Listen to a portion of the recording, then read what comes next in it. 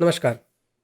आप सब लोगों ने आईएसआईएस का नाम ज़रूर सुना होगा। अगर आप लोग नहीं भी जानते आईएसआईएस के बारे में तो भी कोई बात नहीं है, मैं आपको उसका डिफिनेशन बताता हूँ कि ये आईएसआईएस आखिर है क्या।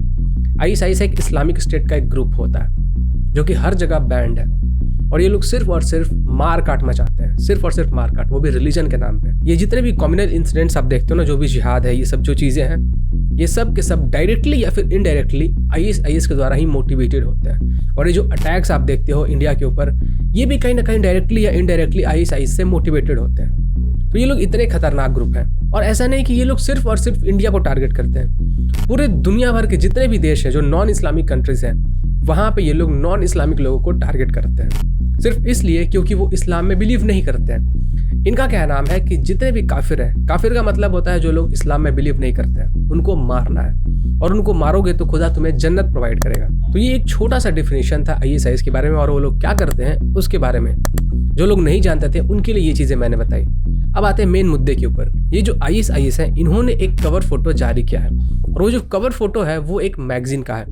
ये जो कवर फोटो है, ये कवर फोटो है वॉइस ऑफ हिंद मैगजीन का, और ये जो वॉइस ऑफ हिंद मैगजीन है, ये आईएसआईएस का माउथ पीस है। मतलब कि आईएसआईएस को जब कुछ भी मैसेज कन्वे करने होता है तो वो इसी मैगजीन के जरिए करता है। जब भी उसे दुनिया को कुछ बताना होता है तो वो इसी मैगजीन के जरिए पब्लिश करता है। तो इस कवर फोटो में आप देख सकते हो, ये कहा गया है कि जितने भी फॉल्स गॉड हैं, मतलब हम लोग जो अपने भगवान की मूर्तियों की पूजा करते हैं, इनके अनुसार वो सभी के सभी भगवान फेक हैं, वो तो भगवान है ही नहीं, फॉल्स गॉड है वो। और इनका कहना है कि जितने भी फॉल्स गॉड है ना, उन सब को तोड़ देना है, उनको खत्म कर देना है। ये जो स्टैचू है वो मुंडेश्वरा मंदिर की है। अब इस पोस्टर के जरिए वो लोग ये मैसेज कन्वे करना चाहते हैं कि हिंदुओं के जितने भी भगवान हैं, उनकी जितनी भी मूर्तियां हैं, जितने भी स्टैचूज हैं, उन सब को हम लोग तोड़ देंगे, सबको तोड़ देंगे। लेकिन अगर मैं कहूं कि ये जो अटैक के लिए ये लोग प्लानिंग कर रहा है, ये अभी का नहीं है, ये एक्चुअली में 2020 के दिसंबर या फिर जनवरी 2021 में प्लान किया गया था, और इसके लिए जितने भी मटेरियल्स हैं उनको इकट्ठा किया गया था। कैसे, मैं बताता हूँ। अब ये जो पोस्टर है, इसको कुछ देर के लिए हम लोग साइड रखते हैं, इसको यहाँ पे नीचे लाते हैं। 2021 के अगस्त में ही एनआईए ने एक आईएसआईएस के आतंकी को गिरफ्तार किया था, और वो जो आतंकी गिरफ्तार हुआ था वो मुंडेश्वरा से जस्ट सटे हुए जो नज़दीक का इलाका है भटकल, वहाँ पे अरेस्ट किया था। और उसके पास से बहुत सारी चीज़ें बरामद हुई थी। वो ऑनलाइन बहुत सारे फेक आईडीज़ बना रहा था, बहुत सारे उसके पास डॉक्यूमेंट्स थे, उसके पास बहुत सारे फेक आईडीज़ के डिटेल्स थे, और वो चाहता था कि किसी भी तरीके से कम्युनलाइज किया जाए और सोशल मीडिया के जरिए बहुत सारे यूथ को एक जगह लाके एक चेन बनाया जाए, जिनको आराम से आईएसआईएस अपने जिहाद के लिए यूज़ कर सके। बहुत सारे फेक आईडीज़ मिले थे उसके पास से, और एक प्लेटफॉर्म नहीं, बहुत सारे अलग अलग प्लेटफॉर्म्स पे वो ये काम कर रहा था। आप इंस्टाग्राम की बात कर लो, फेसबुक की बात कर लो, व्हाट्सएप की बात कर लो, ट्विटर की बात कर लो, जितने भी सोशल मीडियाज आप देख रहे हो ना, उन सब पे ये एक्टिव था और उन सब पे ये चेन बना रहा था। ऐसे जितने भी यूथ जो इन सब चीज़ों में इंटरेस्ट रखते हैं, उनसे कनेक्शन बना रहा था। और ये जो प्लानिंग थी वो करीब करीब जनवरी 2021 से ही चल रही थी। इनका प्लान यही था कि जब इंडिया के अंदर कोविड पैंडेमिक होगा, उस टाइम पे इंडिया सबसे ज़्यादा वीक होगा, और उसी टाइम पे हमको इंडिया में अटैक करना है। यही इनका मास्टर प्लान था। ये जो वॉइस ऑफ हिंद मैगजीन है, इसको बनाया गया है पाकिस्तान में, और इसके जो कंटेंट क्रिएटर्स हैं, जो भी इन सब में डिटेल्स डालते हैं, जो फिलअप करते हैं, वो रहते हैं मालदीव्स और बांग्लादेश में। और ऐसा नहीं है कि इन्होंने सिर्फ एक बार ऐसा पोस्टर जारी किया है। बाबरी मस्जिद जो डिमोलिशन हुआ था, उसके बाद भी इन्होंने एक ऐसा ही पोस्टर जारी किया था, और इनका कहना है कि हम सबको सबक सिखाएंगे, जितने भी काफिर हैं, जो लोग भी नॉन बिलीवर्स है इस्लाम को, उन सबको सबक सिखाएंगे और उन सबको खत्म कर देंगे। एनआईए ने 3 लोगों को गिरफ्तार किया था, और वो जो 3 लोग थे वो तीनों के तीनों कश्मीर के थे। और वहीं से एनआईए को ये पता चला कि ये जो मैगजीन है वो कहाँ से कंट्रोल होता है, कैसे कंट्रोल होता है, इसके जो क्रिएटर्स है वो कहाँ से आते हैं, और इसको बनाया कहाँ पे जाता है। ये जो मैगजीन है ये बनाया जाता है कॉल सेंटर्स में।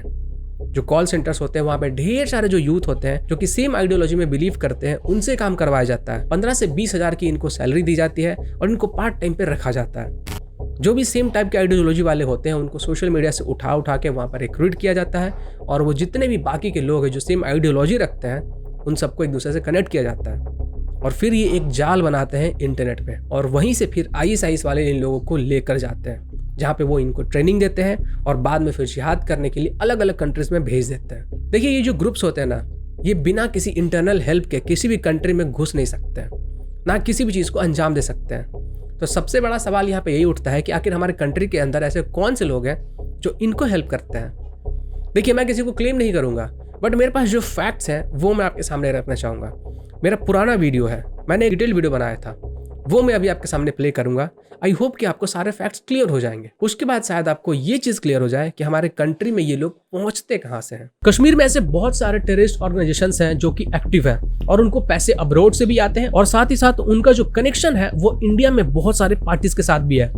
उन्हीं में से एक पार्टी से पॉपुलर फ्रंट ऑफ इंडिया। ये जो पीएफआई है ये प्रो इस्लामिक मिलिटेंट ग्रुप है। इनका काम है देश के अंदर सिर्फ वायलेंस को बढ़ाना और इनको ट्विटर पे ब्लू टिक भी मिल चुका है। वाह, जिनका कनेक्शन आतंकवादी संगठन से है उनको ब्लू टिक मिल चुका है। इनका कनेक्शन बहुत सारे टेररिस्ट ऑर्गेनाइजेशन से भी है जो कि कश्मीर में फिलहाल एक्टिव है, जैसे हिजबुल मुजाहिदीन। आपको याद होगा कि कुछ महीने पहले ईमाना केयर्स, जी हाँ वही ईमाना केयर्स जिसके आपने एड्स देखे होंगे डोनेशन के लिए, लास्ट मंथ ही मैंने उस ईमाना केयर्स को एक्सपोज किया था कि कैसे वो लोग आतंकवादी संगठन में एक्टिव रहते हैं, उनको फंडिंग प्रोवाइड करते हैं। और ये जो पूरा कनेक्शन है आतंकवादी संगठन का और पीएफआई का और कश्मीरी आतंकवादी संगठन का, इन सब को मैंने एक्सपोज किया है। अब ये जो पीएफआई ग्रुप है वहां से बहुत सारे लोग ऐसे भी हैं जो कि आईएसआईएस को ज्वाइन करते हैं। जी हाँ, यहाँ से बहुत सारे लोग अक्सर आईएसआईएस को ज्वाइन करते हैं। ये पूरा न्यूज आर्टिकल है, इसमें आप पढ़ सकते हो, मैं हवा में बातें नहीं कर रहा हूँ। और अगर बात करें डेटा की तो इस चार्ट में आप देख सकते हो कि किस तरीके से इस्लाम एक्सपोनेंशियली ग्रो कर रहा है। आप इस चार्ट में देख सकते हो कि हिंदू रिलीजन को फॉलो करने वाले और क्रिश्चियन रिलीजन को फॉलो करने वाले घटते जा रहे हैं और जो इस्लाम रिलीजन को फॉलो करने वाले लोग हैं वो एक्सपोनेंशियली बढ़ते ही जा रहा है। ये एक खतरे की घंटी है। इस न्यूज आर्टिकल्स में आप पढ़ सकते हैं कि सीपीएम के जो लीडर्स थे उनका कनेक्शन गोल्ड स्मगलिंग में था और ये जो गोल्ड स्मगलिंग से पैसे आ रहे होंगे उनको कहीं ना कहीं टेरर फंडिंग में यूज किया जा रहा होगा, ऐसा एनआईए ने कहा था। ये जितने भी लोग हैं ये मैक्सिमम अमाउंट में अभी केरला के अंदर एक्टिव है। केरला के अंदर ये बहुत ज्यादा तेजी से फैल रहा है, बहुत ज्यादा तेजी से, और वहीं सबसे ज्यादा रिक्रूटमेंट होता है।